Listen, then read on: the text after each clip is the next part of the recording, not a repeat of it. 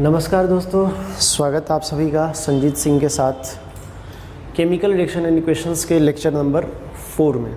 ठीक है, तो पिछले क्लास में हमने ऑक्सीडेशन रिडक्शन के बारे में बातचीत की थी। कैलकुलेशन ऑफ ऑक्सीडेशन नंबर बोला था कि पढ़ाऊंगा, और कहते हैं कि हमने ये भी बातचीत की थी कि ऑक्सीडेशन रिडक्शन किसी रिएक्शन में कैसे होता है। तो फिलहाल वो सारी बातचीत होने के बाद हमें जो मेन बात करनी थी वो करनी थी ऑक्सीडेशन रिडक्शन के बीच का जो छोटा सा डिफरेंस है उसके बारे में। तो थोड़ा सा ध्यान देते हैं इसमें क्या क्या डिफरेंसेस है, फिर हम देखेंगे कुछ रिएक्शंस देखेंगे और भी। क्लियर? इसमें क्या बोला है कि अगर ऑक्सीडेशन हो रहा है तो एडिशन ऑफ ऑक्सीजन होगा। क्लियर है?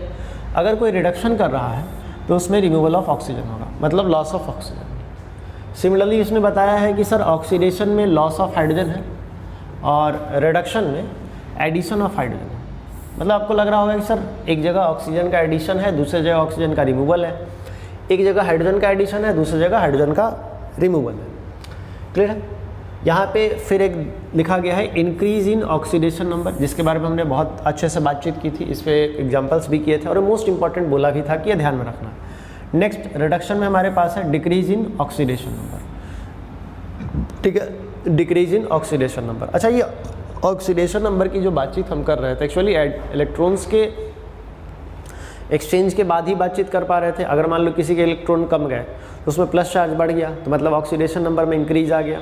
अगर किसी के इलेक्ट्रॉन घट गए तो क्या हुआ, घट गए तो मतलब बढ़ गए तो इलेक्ट्रॉन्स बढ़ गया, घट गए तो पॉजिटिव चार्ज बढ़ गया। तो मतलब ये सारी चीज़ें जो बातचीत चल रही थी वो इन्हीं पे चल रही थी। इसमें क्या है, एडिशन ऑफ ऑक्सीजन मतलब increase in oxidation number, plus charge बढ़ेगा मतलब इलेक्ट्रॉन्स घटेंगे। यहाँ पे क्लियर लिखा हुआ है कि loss of electron from element ions, और कोई एलिमेंट हो या आयंस उससे इलेक्ट्रॉन का अगर लॉस हो रहा है तो उसमें प्लस चार्ज बढ़ेगा। प्लस चार्ज बढ़ेगा कहने का मतलब ऑक्सीडेशन नंबर में इंक्रीज आएगा। क्लियर है? इसके बाद हमारे पास है इसका जस्ट रिडक्शन में gain of electron, gain of electron to an atom और एन आयन, मतलब किसी एटम या आयन में इलेक्ट्रॉन का गेन होता है तो इसको बोलते हैं कि रिडक्शन। इसके साथ हमने कुछ एग्जांपल्स यहाँ पे रखे हैं, एक दो एग्जांपल्स हैं। एग्जांपल्स को देखेंगे ऐसा होने से क्या होता है एक्चुअली में, मतलब हम एग्जांपल्स को ऐसा ले रहे हैं तो इसका क्या मतलब कि क्या इफेक्ट होता है। मान लो हमारे पास एक सोडियम एलिमेंट है, सोडियम एक एलिमेंट है, एटम है। इस सोडियम का एक इलेक्ट्रॉन लॉस करने के बाद सोडियम +1 बनता है। ठीक है, एक इलेक्ट्रॉन लॉस करने के बाद। तो सर ये ऐसा बनता है तो इसके पीछे का रीज़न क्या है, रीज़न क्या है, क्यों ऐसा होता है। तो चलिए थोड़ा सा देखते हैं एटॉमिक नंबर के बारे में। इसका एटॉमिक नंबर हमको पता है कि सर 11 है। ठीक, और इसका कन्फिग्रेशन अगर हम लिखने जाए तो लिखेंगे 2,8,1। आपको जहाँ तक पता है कि अगर हम कन्फिग्रेशन किसी एलिमेंट का लिखते हैं तो एलिमेंट चाहता है कि वो स्टेबल कन्फिग्रेशन अटेन करे। आपको पता है सर सोडियम सर 2,8,1 कन्फिग्रेशन में ज़्यादा स्टेबल नहीं रहता है कंपैरेटिव टू 2,8 कन्फिग्रेशन के। मतलब कहने का मतलब हो गया कि सोडियम में अगर हम बात कर रहे हैं तो सोडियम में यहाँ पे हमने कितने इलेक्ट्रॉन्स को अरेंज किए हैं, हमने 11 इलेक्ट्रॉन्स को अरेंज किए हैं। अभी क्या हुआ कि सोडियम में एक प्लस चार्ज आ गया, प्लस चार्ज कहने का मतलब इलेक्ट्रॉन बाहर हो गया। तो अब फिलहाल हमारे पास जो 11 इलेक्ट्रॉन था, सोडियम अब कितने इलेक्ट्रॉन्स हो गए, टोटल हमारे पास अब 10 इलेक्ट्रॉन्स हो गए। अब इस 10 इलेक्ट्रॉन को अगर अरेंज करेंगे तो कन्फिग्रेशन क्या आएगा, 2,8। कहने का मतलब सर ये स्टेबल कन्फिग्रेशन अटेन कर गया। तो इलेक्ट्रॉन अगर कोई लूज़ कर रहा है तो इसका रीज़न हम ये लिख सकते हैं, टू अटेन स्टेबल कन्फिग्रेशन, ये कह सकते हैं स्टेबल कन्फिग्रेशन।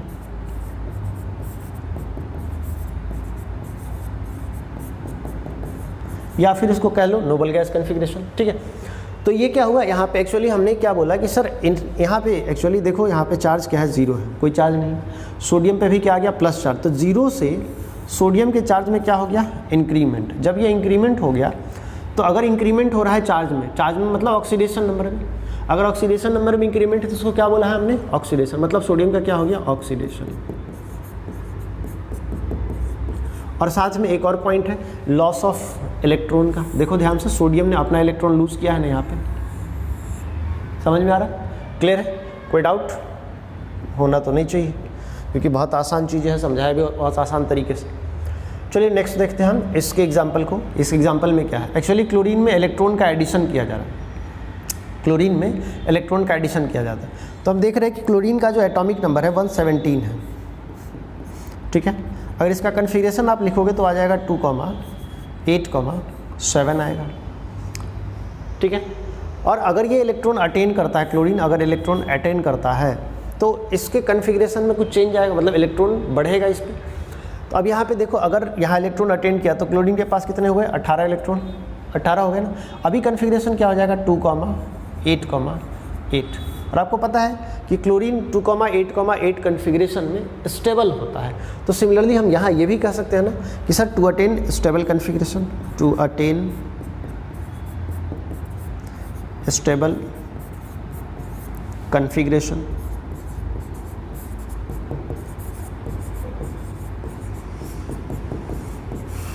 मतलब समझ में आया कि सर ये क्लोरीन जो एक इलेक्ट्रॉन अटेन किया, ये क्लोरीन जो एक इलेक्ट्रॉन अटेन किया, उस अटेन करने के बाद क्लोरीन के पास आ गया माइनस चार्ज, और माइनस चार्ज आने के साथ साथ इसका कन्फिग्रेशन 2,8,7 से 2,8,8 हो गया। बात समझ में आया? तो यहाँ देखो ध्यान से क्या हुआ, क्या है एक्चुअली हुआ ये है कि क्लोरीन में इलेक्ट्रॉन का एडिशन हुआ। तो पहले क्लोरीन का जो चार्ज था वो 0 था, कोई चार्ज नहीं है तो 0। अब क्या हुआ कि क्लोरीन क्या हो गया, -1, Cl -1। तो सर 0 से -1 क्या हुआ, डिक्रीज हुआ ना, डिक्रीज हुआ। तो डिक्रीज इन ऑक्सीडेशन स्टेट मतलब क्या होता है, इसको क्या बोलते हैं, रिडक्शन। और देखो यहाँ पे लिखा हुआ है decrease in oxidation number, oxidation number 0 से माइनस में गया तो क्या बोले हमने, रिडक्शन। और क्या बोला है कि सर गेन ऑफ इलेक्ट्रॉन, हाँ बिल्कुल सर, एडिशन हो रहा है इलेक्ट्रॉन का ना, ये क्लोरीन इलेक्ट्रॉन गेन कर रहा है, तो गेन ऑफ इलेक्ट्रॉन भी क्या कहलाता है, रिडक्शन। और इस पर्टिकुलर एटम में हो रहा है गेन। क्लियर है, समझ में आ रहा है, कोई डाउट होना तो नहीं चाहिए। चलिए फिर आगे चलते हैं, कुछ क्वेश्चंस हम करना चाहते हैं, ठीक है। आज क्वेश्चंस लिखे नहीं हैं और टाइम नहीं मिला इस वजह से, तो क्लास में भी थोड़ा लंबा भी जा सकता है क्योंकि क्वेश्चन लिखने में टाइम लगता है। चलिए स्टार्ट करते हैं। पूरा बोर्ड खाली है, क्लास थोड़ा व्यस्त रहता है इस वजह से समय नहीं मिल पाया। तो एक आध एग्जाम्पल और कर लेते हैं ना, ठीक है। मान लो हमने क्या किया, हमने Fe लिया +2 में और थोड़ी देर बाद देखा कि Fe +3 में हो गया, एक इलेक्ट्रॉन लॉस करके। अब देखो इस कंडीशन को देखने के बाद आपको पता चलेगा सर ये तो पहले से चार्ज है इसके पास, तो पहले से चार्ज है तो फिर सर इसको एटम तो नहीं आयन बोलेंगे। लेकिन इस बात को ध्यान से समझो कि सर इसके पहले से चार्ज है, उससे हमको कोई दिक्कत नहीं, हमको बस चार्ज से मतलब है कितना चार्ज है। इस पे चार्ज +2 है, अभी इसने चार्ज क्या किया, +3 किया, +3 किया एक इलेक्ट्रॉन लूज़ करके। जब इलेक्ट्रॉन लूज़ किया तो अब ध्यान से देखो इसके इस चार्ज में क्या हुआ, इंक्रीमेंट हुआ, चार्ज में इंक्रीमेंट हुआ, +2 से +3 गया। तो क्या हुआ एक्चुअली, ये क्या हो गया, ऑक्सीडेशन ही तो हुआ। और साथ में देखो ये अपना इलेक्ट्रॉन लूज़ भी कर रहा है। और देखो जस्ट हमने पीछे क्या बोला है कि सर अगर इलेक्ट्रॉन का एडिशन, इलेक्ट्रॉन का लूज़ हो रहा है, इलेक्ट्रॉन का लॉस हो रहा है, तो उसको क्या बोला, ऑक्सीडेशन। या फिर इंक्रीज हो रहा है ऑक्सीडेशन नंबर में, उसको भी क्या हमने बोला, ऑक्सीडेशन ही बोला। मतलब ये पूरा का पूरा ऑक्सीडेशन आ गया। क्लियर। चलो एक और एग्जाम्पल देख लेते हैं, एग्जाम्पल एक दो देख लेते हैं, उसके बाद कुछ क्वेश्चंस कराएंगे। अब मान लो हमने क्या किया कि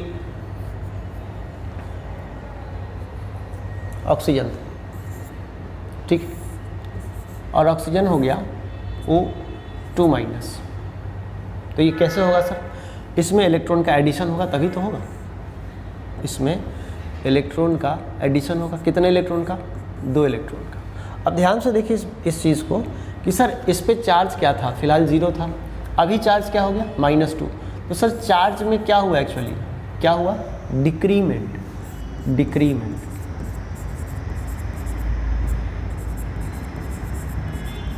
decrement in oxidation number.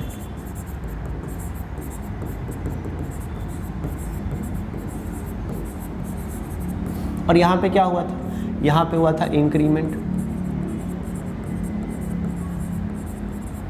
Increment in oxidation number.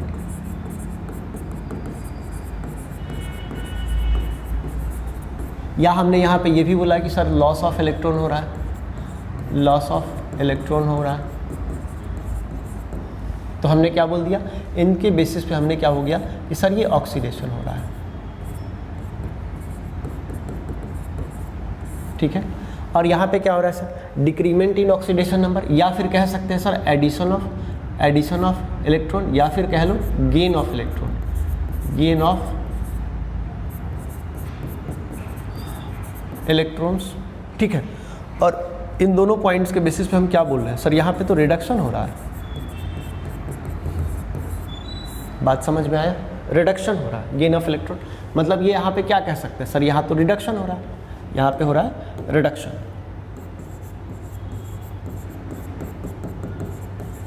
समझ में आया, ठीक है। तो कुछ एग्जांपल्स हम क्वेश्चन के बेसिस पे उठाते हैं, कुछ क्वेश्चंस हम करते हैं उन क्वेश्चंस के बेसिस पे। तो हम यहाँ देखते हैं, सबसे पहला हम देखेंगे यहाँ पे ऑक्सीडेशन रिडक्शन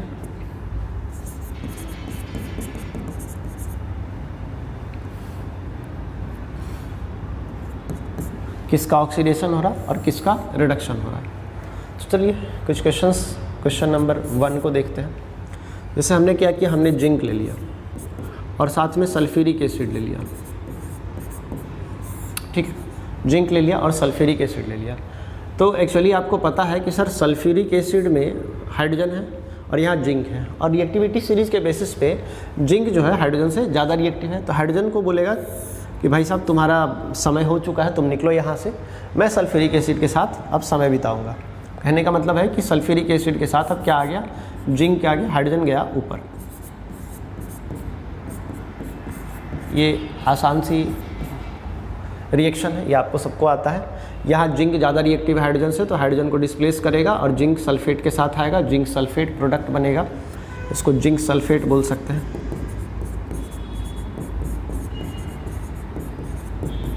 ठीक, ये जिंक सल्फेट।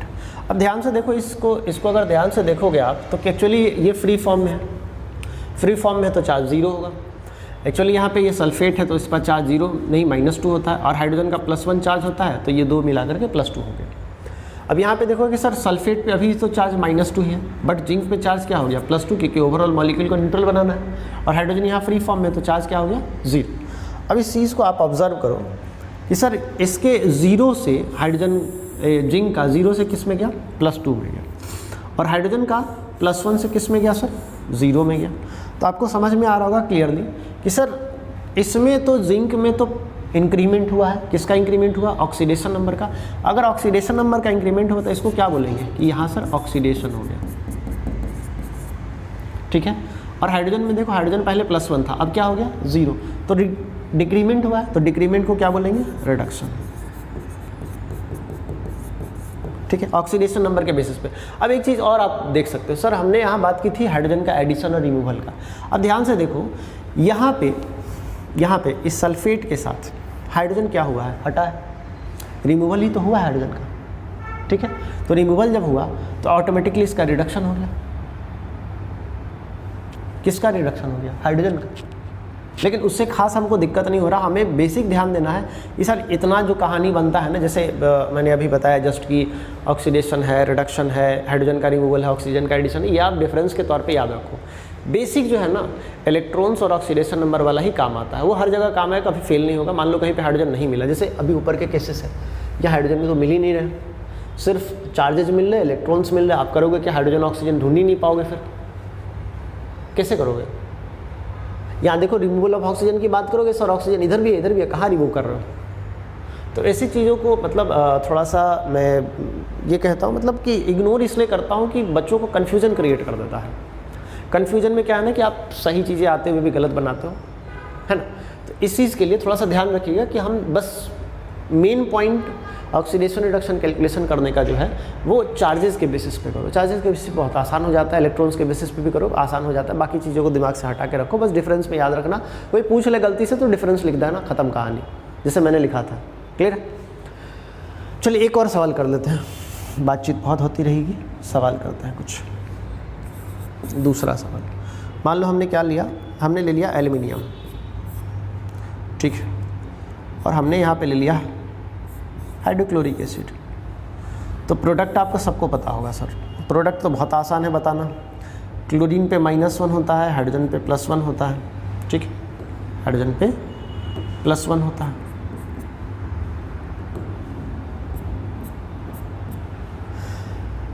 एक एल्यूमिनियम कितने क्लोरीन लेगा सर? 3 क्लोरीन लेगा, तो प्रोडक्ट AlCl3 बनेगा, प्रोडक्ट AlCl3 बनेगा और साथ में हाइड्रोजन गैस लिबरेट होगा। ठीक है, आप इसको बैलेंस करना चाहो तो बैलेंस कर सकते हो। यहाँ पे आप 3 लगाओ तो ये 3 क्लोरीन हो गए, बट हाइड्रोजन वहाँ पे 2 है, तो यहाँ अगर आप 3 लगाओगे, ऐसा करते हैं ना, 2 है, यहाँ 2 करोगे तो यहाँ 3 है। AlCl3 प्लस H2 गैस निकलता है, तो H2 गैस को बैलेंस करोगे, यहाँ 2 है, यहाँ 1 है,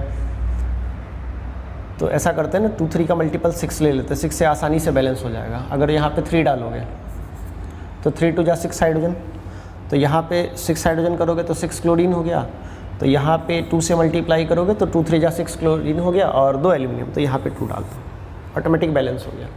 बैलेंस कर दिया, बट इसकी कोई खास रिक्वायरमेंट नहीं है ऑक्सीडेशन रिडक्शन के मेथड में। आपको बस ध्यान रखना है कि क्या हो क्या रहा है। अब यहाँ पे देखो, एल्यूमिनियम तो अकेले था तो इस पर चार्ज क्या होगा? 0। यहाँ पे एल्यूमिनियम किसके साथ आएगा? क्लोरीन के। क्लोरीन का चार्ज खुद का क्या होता है? -1। तो यहाँ 3 क्लोरीन है तो चार्ज इसका क्या हो जाएगा? +3। अच्छा, कुछ लोग बोल रहे हैं सर ये चार्ज जो लिख रहे हो मेरे को समझ में नहीं आ रहा है। एक्चुअली इसी पे अभी क्वेश्चंस कराऊंगा, कैलकुलेशन ऑफ ऑक्सीडेशन नंबर पे, इस क्वेश्चन के जस्ट बाद, तो फिर आसान हो जाएगा। यहाँ हाइड्रोजन पे 0 होगा। ठीक है, अब इसको ध्यान से देखो भाई, देखो क्या कि एल्यूमिनियम का +3 हो रहा है 0 से एल्यूमिनियम का क्या हो रहा है सर? +3 हो रहा है। और क्लोरीन -1 था, इधर भी -1 है, कोई फ़र्क नहीं पड़ा, बट हाइड्रोजन का क्या हो रहा है? +1 से 0 हो रहा है। अब ध्यान से देखो, आपको दिखेगा सर 0 से +3 मतलब इंक्रीज हो रहा है। इंक्रीज हो रहा है मतलब सर ऑक्सीडेशन बोल दूँ, बेहिचक बोलो ऑक्सीडेशन। अच्छा सर यहाँ +1 था, इधर 0 हो गया, तो क्या हो गया? रिडक्शन। सिंपल है, समझ में भी आ गया, बहुत आसान, समझ गए। तो ये चीज़ आसान है, बहुत तरीके से आप ऑक्सीडेशन नंबर के बेसिस पे समझ सकते हैं। आप इलेक्ट्रॉन्स यहाँ नहीं देखोगे तो कोई दिक्कत नहीं होगा, बस ऑक्सीडेशन नंबर देखिएगा। ठीक है, तो चलिए थोड़ा सा क्या करते हैं ना, ऑक्सीडेशन रिडक्शन इस क्वेश्चंस को करने के लिए हम कैलकुलेशन ऑफ ऑक्सीडेशन नंबर के क्वेश्चंस थोड़ा सा करते हैं और सीखते हैं कैसे किए जाते हैं। ठीक है, तो टॉपिक डालते हैं कैलकुलेशन ऑफ ऑक्सीडेशन नंबर।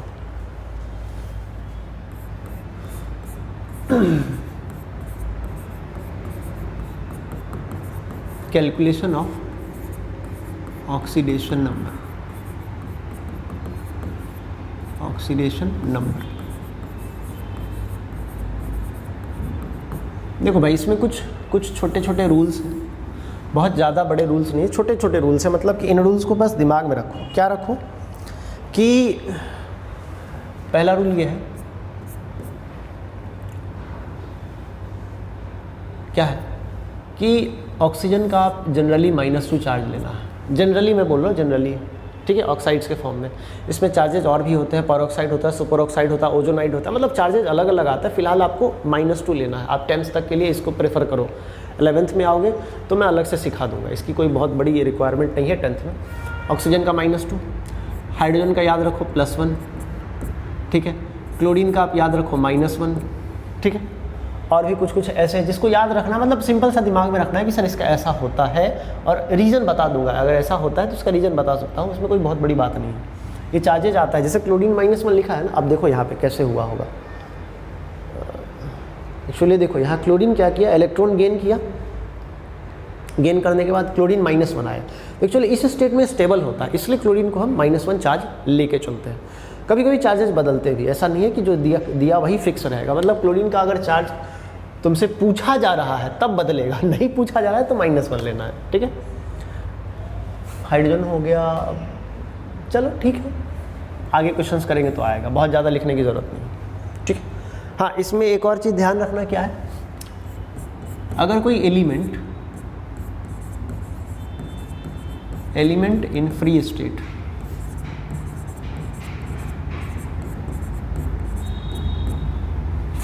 है, element in free state has 0 oxidation number, 0 oxidation number। अब देखो ये मैं दिखाता हूँ आपको, देखो पीछे देखो ये एलिमेंट है ना, इस पे ऑक्सीडेशन नंबर मैंने क्या लिखा 0। यहाँ देखो एल्यूमिनियम एलिमेंट है ना, क्या लिखा 0, हर जगह 0 लिख रहे हैं। यहाँ देखो ऑक्सीजन एलिमेंट है ना, 0 लिखा। आयन का चार्ज तो खुद का आता है बट एलिमेंट का चार्ज होता है 0, ये याद रखिएगा, ठीक है। और एक और पॉइंट है, मैं लिख देता हूँ,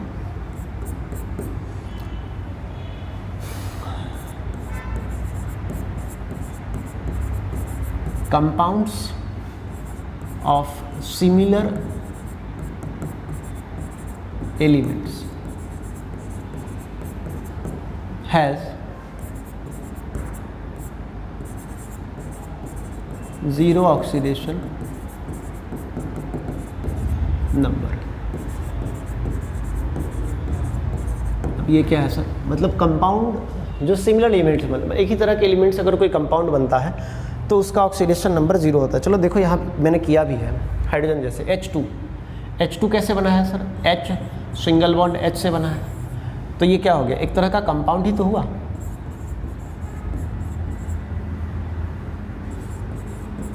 बट इसको कंपाउंड ऑफ एन एलिमेंट बोलते हैं, या फिर element of an compound of an element. एक ही तरह के एलिमेंट से जो कंपाउंड बना है तो उसका ऑक्सीडेशन स्टेट 0 होता है। जैसे यहाँ पे देखो हाइड्रोजन का 0 है, यहाँ भी हाइड्रोजन का 0 ही लिया है। अगर मान लो इसके जगह Cl2 आता, जैसे यहाँ पे Cl2 आ जाता, इसका भी 0, जैसे Br2 आ जाए इसका भी 0, I2 आ जाए इसका भी 0, O3 आ जाए इसका भी 0 चार्ज होता है, 0 चार्ज। और भी बहुत सारे हैं जिनका चार्ज 0 हो। समझ में आ रहा होगा, मतलब सिमिलर टाइप के एलिमेंट से अगर कोई कंपाउंड बन रहा है तो वैसे कंपाउंड्स का ऑक्सीडेशन नंबर 0 होता है। तो ये 2 इंपॉर्टेंट पॉइंट्स हैं, इसको ध्यान में रखिएगा। 0 ऑक्सीडेशन नंबर दोनों में है, पहले में है कि सिमिलर एलिमेंट होगा, दूसरे में है फ्री स्टेट में होगा। तो चलिए कुछ क्वेश्चंस करते हैं सर। क्वेश्चंस ऑक्सीडेशन नंबर के कैलकुलेशन के लिए कुछ सवाल हम करते हैं। जैसे हमारे पास क्या है, सबसे पहला HCl उठाओ, दूसरा KCl उठाओ। अब बता रहा हूँ क्या से करना है, जिसको अंडरलाइन करना है ना उसका ऑक्सीडेशन नंबर निकालना है, ठीक है। सही तो है, चलो करते जाओ। मैं कुछ क्वेश्चंस लिखता हूँ, देखो समय तो जाएगा भाई, कुछ नहीं लिखा है क्वेश्चन तो सब क्वेश्चन लिखने में समय जाता है, इसलिए मैं लिख करके रेडी रखता हूँ क्वेश्चंस को ताकि खटाखट होते जाए। KClO3 में किसका निकालना है, क्लोरीन का निकालो तुम। KMnO4 में Mn का निकालो, ठीक है। 5 में निकाल सकते हो आप किसका, ZnSO4 में जिंक का निकालो। 6 CuCl2 में कॉपर का निकालो। 7th में आप क्या निकालो, HNO3 में नाइट्रोजन का निकालो। 8 में HClO4 में Cl का निकालो, और 9th में HClO3 में फिर से Cl का निकालो, ठीक। इसमें जो भी अंडरलाइंड है ना उनका ऑक्सीडेशन नंबर निकालना है। तो चलिए कुछ कैलकुलेशन स्टार्ट करते हैं, ठीक। हमारे पास Cl है तो Cl का निकालना, तो जिसका निकालना है ना उसको x मान लो, x मानो। जैसे हाइड्रोजन है, हाइड्रोजन का क्या होता है हमने बताया अभी जस्ट ऊपर, इस हाइड्रोजन का तो +1 होता है, लेके चलो +1 प्लस Cl का क्या माना हमने मान लिया x, तो चलो x, और ऊपर कोई चार्ज है क्या, कोई चार्ज है नहीं है तो 0, तो x + 1 = 0, दिस इम्प्लाइज x = -1, मतलब क्लोरीन का चार्ज क्या हो गया, ऑक्सीडेशन नंबर क्या आ गया -1, ठीक है। चलो दूसरा निकालते हैं, यहाँ K का निकालना है। तो हमने पता है कि सर अगर नहीं दिया है Cl का तो क्या लेना है, -1 लेना है, तो K को आप x मानो प्लस -1 = 0, क्योंकि इसके ऊपर कोई चार्ज नहीं है, इसके ऊपर कोई चार्ज नहीं इसलिए 0 मानो। तो यहाँ पे क्या आ जाएगा, देखो ध्यान से, x = -1 से इधर जाएगा तो ये क्या हो जाएगा +1, मतलब पोटेशियम का क्या निकल गया ऑक्सीडेशन स्टेट +1। आगे चलो, आगे हमारे पास फिर से Cl का निकालना है, तो K का नहीं दिया है तो K का क्या लेना है। अब देखो यहाँ पे मैं लिख देता हूँ, ये पॉइंट लिख देता हूँ, ध्यान में रहेगा, अभी जस्ट आया है दिमाग में। तो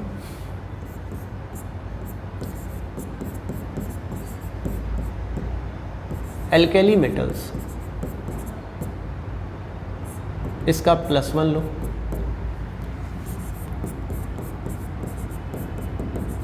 एल्केलाइन अर्थ मेटल,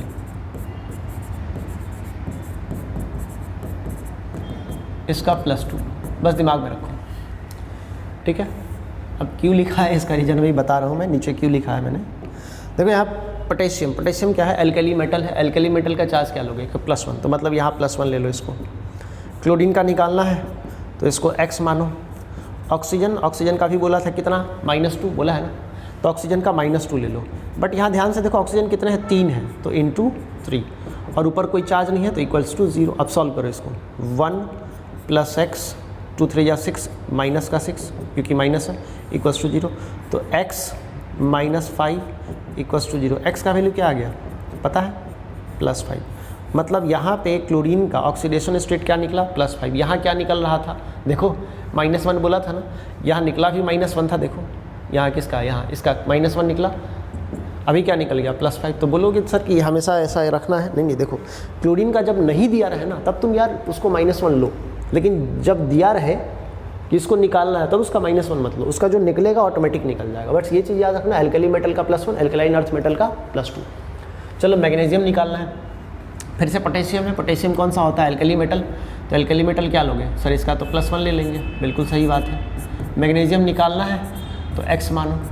ऑक्सीजन का क्या होता है, -2, और कितने ऑक्सीजन है, 4 × 4 = 0। पीछे वाला बोल रहा है सर हर बार x क्यों ले रहे हो, अरे अरे अरे अरे मैंने 2 बार x ले लिया भाई, कुछ तो गड़बड़ चल रहा है। इसका +1 है भाई, ठीक है। अब x नहीं ले रहा हूँ, ठीक है, y लेता हूँ, जो बोलो वही ले लेता हूँ, ठीक। एक्चुअली x ले लेते हैं ना कि ये एलिमेंट का सिंबल नहीं है, इसलिए x को लेना पड़ता है। अब अननोन माना हमने x को, अब आप भी जानते हो कि x अननोन हो जाता है कुछ समय बाद, तो ध्यान रखिए x को ही लेते हैं। x बड़ा शातिर होता है, x हमेशा बदलता रहता है अपने रंग को, कभी -1, कभी +1, कभी +5। अभी देखो क्या आने वाला है, थोड़ा देखते हैं ये एक का क्या हाल चाल है। तो 1 + x, 4 2 जा 8, माइनस का 8 होगा ना, 4 2 जा -8 -2 है तो हो गया 0। तो अभी x क्या आया हो भाई साहब, बताओ अपने बारे में। x का वैल्यू -7, x - 7 = 0 है, तो x का वैल्यू क्या हो गया सर, +7। अब देखो फिर से बदल गया ना, इसलिए मैंने बोला है कि x पे भरोसा नहीं करने का, लेकिन they are not for trust. चलो आगे निकालते हैं। जिंक, फिर से हमने जिंक को x मान लिया, ठीक है। सल्फेट, एक्चुअली सल्फेट का जो है ना, ऐसा दिमाग में रखो कि -2 होता है, मैं अभी बता रहा हूँ, रखो इसको, ठीक है। अभी इसको रखो, थोड़ी देर बाद में इसको सॉल्व करके दिखाऊंगा -2 कैसे आता है। तो x सल्फेट का क्या हो गया, -2, और एक ही सल्फेट = 0 डाल, तो x - 2 = 0, तो x का वैल्यू क्या हो गया, +2। समझ में आ रहा है, मतलब जिंक का क्या हो गया ऑक्सीडेशन स्टेट, +2 आ गया। कॉपर क्लोराइड है ना, तो Cu को मानो x, प्लस क्या है हमारे पास, Cl है, Cl का क्या होगा -1, और कितने Cl है, 2 है, तो × 2। देखो एक का है -1, 2 Cl है तो मल्टीप्लाई किया 2 से, ये ध्यान रखना है, तो भूल जाते हो तुम लोग, इसका चार्ज तो लिख लिया, मल्टीप्लाई करना भूल गए तो आंसर गलत आ जाएगा, और कोई चार्ज नहीं है तो क्या हो गया, 0। तो x - 2 = 0, मतलब x का वैल्यू क्या हो गया यहाँ पे, +2। ये बहुत आसान है, कैलकुलेट करना बहुत आसानी से हो जाता है। चलो नाइट्रिक एसिड का निकालना है। हाइड्रोजन का हम क्या मानते हैं सर, हाइड्रोजन का मानते हैं +1, और नाइट्रोजन का निकालना है तो मान लो इसको x, फिर से x, प्लस ऑक्सीजन का क्या होता है -2, और × 3 ऑक्सीजन है तो 3 कर दो, 3 ऑक्सीजन है 3 की, कोई चार्ज ऊपर नहीं है, इसके ऊपर कोई चार्ज नहीं है तो क्या हुआ, 0। तो 1 + x - 6 = 0, तो x का वैल्यू क्या हो गया, +5। देखो भाई नाइट्रोजन का +5 भी आया ऑक्सीडेशन नंबर, इसलिए मैं बार बार बोल रहा हूँ कि कुछ भी याद वाद करने का चीज़ नहीं होता है केमिस्ट्री। यार तुम लोग पता है कुछ लोगों ने तो ऐसा बना दिया है कि रट लो, केमिस्ट्री रटने का चीज़ नहीं होता है, समझने का चीज़ होता है। जितना ज़्यादा अच्छे से समझोगे, जितना आराम से समझोगे ना, जितना प्यार से समझोगे, मज़ा उतना आएगा, ठीक है। इसलिए समझते चलो। हाँ डाउट है तो पूछ लो, इसमें कोई बड़ी बात नहीं है, आप पूछ सकते हो। चलो यहाँ पे फिर से किसका निकालना है, क्लोरीन का। देखो अभी क्लोरीन का हमने -1 लिया था ना, अभी क्लोरीन का निकालना है तो -1 नहीं लेंगे, ठीक है। यहाँ पे हमको ध्यान रखना है कि हमको यहाँ क्लोरीन का निकालना है, तो हाइड्रोजन का चार्ज जो है वो लो। हाइड्रोजन का क्या है भाई साहब, +1 है, ऑक्सीजन का क्या है -2 है, तो लो यहाँ पे हाइड्रोजन को देखो +1 लो, +1 प्लस क्लोरीन है तो x मानो, प्लस ऑक्सीजन का -2, और कितने हैं 4 है, देखो ऑक्सीजन 4 है ना, और कोई चार्ज नहीं है तो 0। तो देखो 1 plus X minus 8 equals to 0। X का वैल्यू क्या हो गया +7। भाई साहब क्लोरीन क्या आ गया +7 आ गया। क्लोरीन देखो यार बदल रहा है। क्लोरीन देखो यहाँ भी क्या आया था +5, यहाँ भी क्या आया था -1 और वहाँ क्या आ गया +7। तो तुम्हारे मन में सवाल आ रहा है सर क्या परेशानी है, क्लोरीन मतलब स्थिर नहीं है क्या? एक्चुअली एक्स है ना सर, क्या बोल रहे हैं, स्थिर कैसे हो सकता है, हरकत तो दिखाएगा ही। ठीक है चलिए देखते हैं आगे फिर से क्लोरीन के बारे में। देखो इस बार क्या होता है इसका स्थिति। हाइड्रोजन है, क्या मानोगे +1 प्लस इसको फिर से x माना, क्या करोगे यार, x मान के हम भी परेशान हो गए यार। -2 × 3 इक्वल टू 0। × 3 क्यों किया भाई साहब, यहाँ पे 3 ऑक्सीजन है, यहाँ पे 4 ऑक्सीजन है, इसलिए 4 किया, यहाँ 3 किया। ठीक है, अब सॉल्व करो। 1 + x - 3 × 6 इक्वल टू 0। तो x का वैल्यू क्या आ गया सर, क्या आ गया, क्या आ गया यार, इतना गोल मटोल क्यों होता है, +5। मतलब यहाँ वैल्यू फिर से चेंज हो गया। समझ में आ रहा है? मैंने 9 सवाल किए हैं, इन 9 सवाल में अगर किसी को डाउट है, किसी तरह का कोई भी डाउट है यार तुम पूछ सकते हो, इसमें कोई बहुत बड़ी बात नहीं है। ठीक है, क्लियर है? तो चलो कुछ सवाल और कर लेते हैं, कुछ सवाल और कर लेते हैं, उसके बाद ये चैप्टर स्वाहा हो जाएगा, कोई बहुत बड़ी बात नहीं है। ठीक है, हमारे पास 10वां सवाल है। इस बार थोड़े से चार्जेज वाले लेता हूँ। जैसे यहाँ पे मैंने लिया ClO4-। ठीक है, और उसके बाद एक ले लो 11 नंबर सवाल।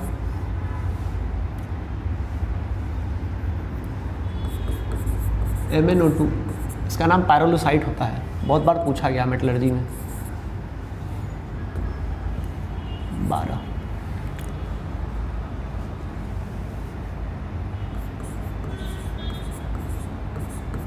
सल्फर का निकालो इस बार, या मैग्नीशियम, यहाँ क्लोरीन का।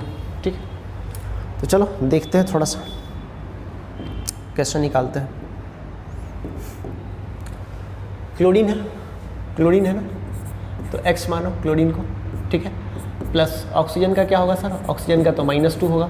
कितने ऑक्सीजन है, 4, तो × 4 इक्वल टू यहाँ पे 0। इस बार 0 नहीं डालेंगे, इस बार जो चार्ज लिखा हुआ है ना, देखो पेरीफेरी के ऊपर चार्ज क्या है -1, मतलब यहाँ क्या लिखने वाले हैं, -1 लिखेंगे।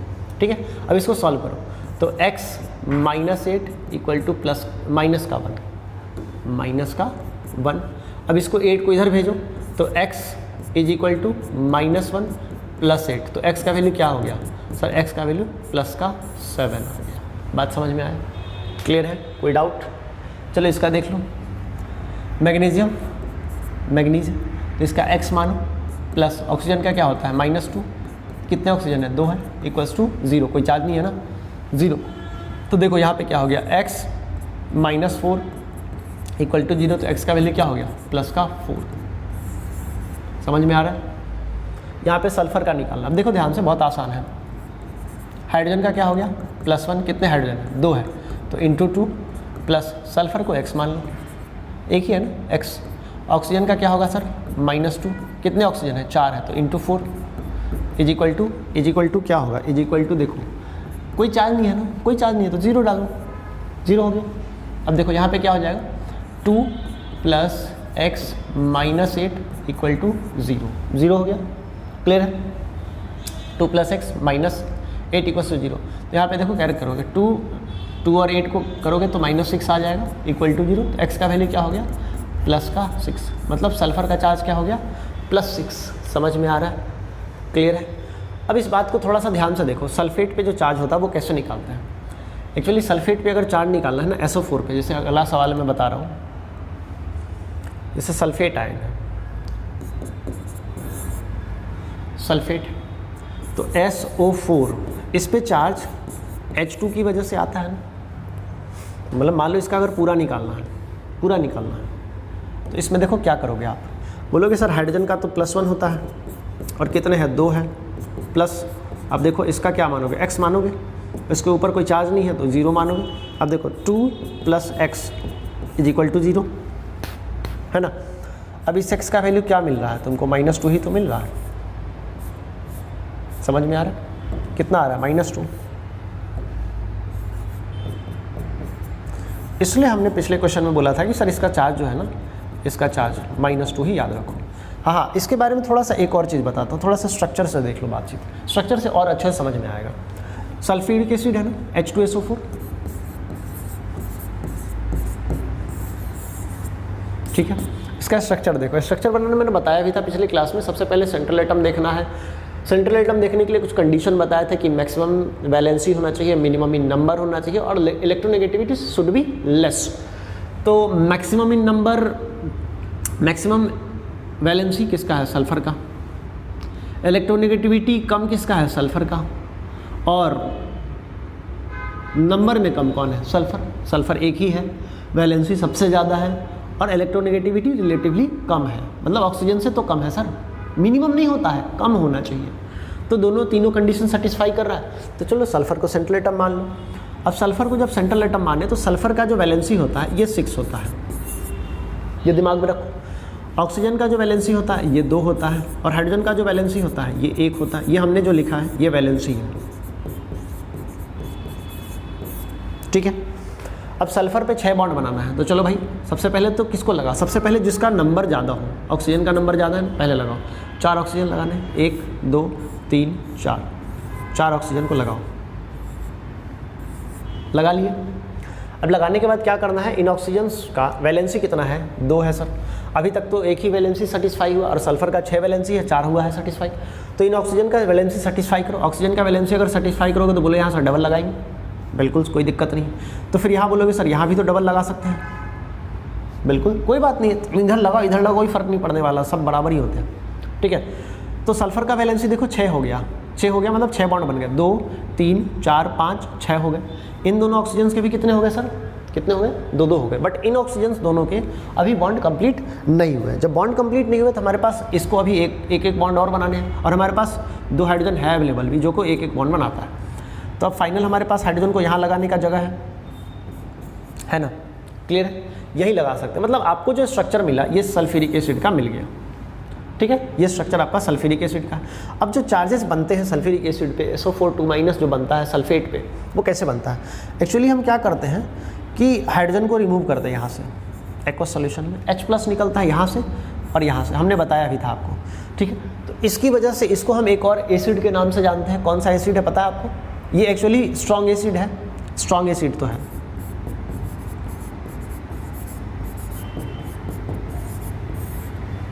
पता है इसको मैंने क्या बोला था? डाइप्रोटिक एसिड, डाइप्रोटिक एसिड, या इसको हमने और एक नाम दिया था, क्या दिया था? Dibasic acid. पता है क्यों? क्योंकि सर ये 2H+ लिबरेट कर रहा है इसलिए डाइप्रोटिक बोला, या फिर 2H+ लिबरेट कर रहा है इस वजह से डाई बेसिक बोला। मतलब जो इसका जो फाइनल स्ट्रक्चर होगा ये कुछ ऐसा होगा कि H+ लिबरेट करने के बाद मान लो हमने 2H+ हटा दिए, घटा दिए, देखो माइनस किया 2H+, तो जो बनने वाला है इस सल्फर पे double bond O, single bond O, H+ निकलेगा तो क्या आएगा? माइनस आएगा, यहाँ माइनस, डबल बॉन्ड O, यहाँ भी O पे क्या आएगा? माइनस। अब इस ध्यान से देखो इस स्ट्रक्चर को, इस स्ट्रक्चर को ध्यान से देखो तो तुम इसको मॉलिक्यूलर फार्मूला में क्या लिखोगे? S 1 2 3 4 ऑक्सीजन है, O4, और इस पे चार्ज क्या है सर? चार्ज क्या है? -2, एक यहाँ का और एक यहाँ का, SO4 पे चार्ज -2। इसीलिए मैंने आपको बोला था कि सल्फेट पे चार्ज जो है -2 ही लेना बढ़िया रहता है। तो समझ में आ गया? ये मैंने पूरा एक्सप्लेन भी कर दिया इसको, ठीक है, क्लियर है? कोई डाउट? कोई डाउट? समझ में आ रहा है? क्लियर है ना? ठीक है। तो हमने ऑक्सीडेशन नंबर की बातचीत कर ली, हमने निपटा भी लिया। तो ऐसा करते हैं कि कुछ और स्टार्ट करेंगे नेक्स्ट क्लास में, और ये केमिकल रिएक्शन इक्वेशन का टॉपिक यहीं पे समाप्त करते हैं, ठीक है। तो धन्यवाद, मिलते हैं अगले लेक्चर्स में।